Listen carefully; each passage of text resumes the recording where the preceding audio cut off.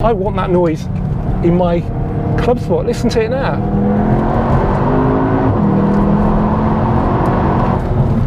Hello guys, and welcome to this Volks Wizard video, which is the first in a small series of videos where I try and review a car within about 10 minutes. The first one we're going to cover is the new Cupra Leon 300, which has just arrived in the UK in right-hand drive form, and it's a particular interest to me because on paper it's a dead match for my Mk8 Golf GTI Clubsport. So 300 horsepower, 400 Nm of torque, 7-speed DSG, VAQ front differential. Big difference is it's about £1,700 cheaper, and you get DCC and 19s as standard, which makes it about £3,500 cheaper, bearing in mind those options.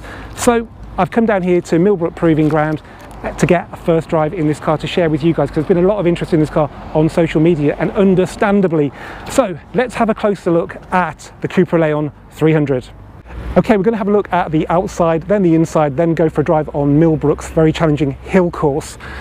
So standing here from the front, it doesn't look particularly in your face. I'd say that's quite subtle. There's not an awful lot of copper going on. The wheels, thankfully, on this VZ3 spec car don't have any copper on them apart from the centre caps. So yeah, I really like those. They're a very kind of retro style. There aren't many VW Group wheels I actually like, but I love those. They've got Hankook S1 Evo 3s with 235 35 19s. At the back it looks very Alfa Romeo, which is no bad thing. It's really cool to see the diffuser go underneath the exhaust tips, which are not directly connected to the exhaust, but they're good enough. They're all genuine, so there's 4 real exhausts behind there. Got the full width light bar, which looks great. The back actually looks amazing, and the way the wheels sit out is pretty nice. You've got these extenders here. So yeah, I'm actually surprised how understated this car is, considering it's a Cupra. Okay, inside VZ3 spec is pretty plush, so you've got these leather seats with cutouts there. They're not particularly sporty, but they make an attempt to look it with this bit. You've got some very, I guess, interesting carpet mats with carbon on there. Sort of stitching in the door card, interesting design for the bins there. Bigger paddles than on the Golf, pretty similar to the ones on the R, and a bit of bronze in here. Let's start her up. So starter button here. Now you can spec a steering wheel with buttons here for start and for the modes, which then frees up this button here to be the traction control button, which the left-hand drive test car had that came here a few months ago. So if you want traction control, spec that steering wheel with the extra buttons. Okay, we've got navigation there, we've got touchscreen here, bit of copper under here. This bit does look a bit cheap, I've got to be perfectly honest with you. Plastic's not very nice there. Okay, let's have a look in the back. So I believe they're a bit bigger than a Golf, and yeah, if you want a reason to buy this over the Golf, I'd say this is it. That's my driving position, and I've got loads and loads of knee room. It's remarkable. Digital climate control down there, 2 USB-Cs. Let's have a look in the boot. So forgive my camera equipment. It is, as you'd expect, quite a big boot. What's underneath it? A space saver spare wheel. Right, that's the boring bit done.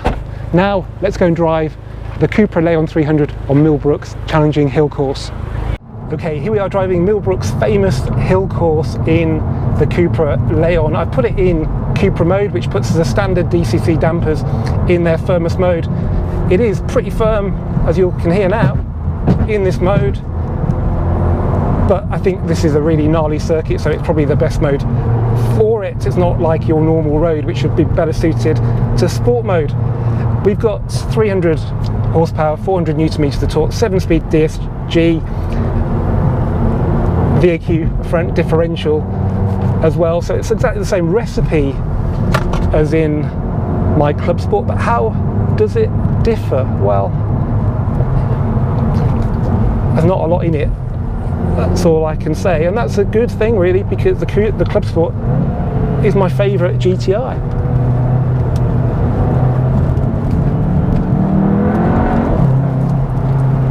And yeah, this feels, on this kind of road, which is so perfectly suited to a hot hatch, it just feels incredible.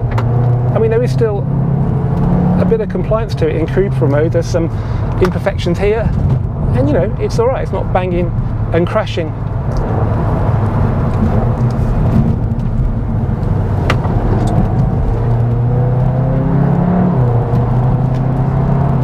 probably easier to drive on this road than this Cayman GT4. Up front, we've got the massive 370mm Brembos. Oh, but it just feels incredible coming out of corners like that. And there's a lot of boosty noise to this car, which my car doesn't have, probably not suitable for a VW.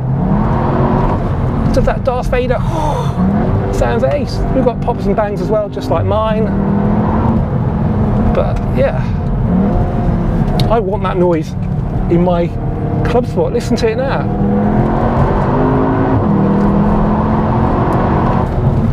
Wow, that is cool.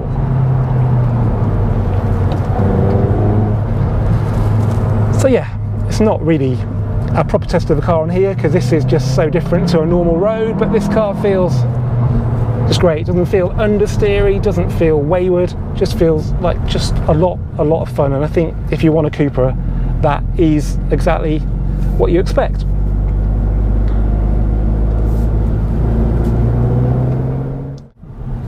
So a really good effort here from Cupra. It drives at least as good as my Mk8 Golf GTI Clubsport, and that is really good. It's got better brakes, it's good value at £1,700 cheaper, plus you get DCC and 19s. The only thing is you can generally get more of a discount off the Golf's price, which would probably equalise things a little bit more than just looking at the RRP, and obviously residual values might be a little bit stronger for the Golf because this VZ3 car is going to be about 40 grand, and that's going to lose a lot of money at first, so maybe isn't such a bargain that it first appears. But yeah, it's a lot of car for not a lot of money, and it just drives great. So if you want a comfortable car, you've got the DCC. If you want to do track days, bang it into Cupra, you've got those big brakes, it's ready to go. Anyway guys, thanks for watching this Volks Wizard video. If you've enjoyed it, please give it a thumbs up, please do comment, please do share it, and please do subscribe, and I'll see you for the next one very soon.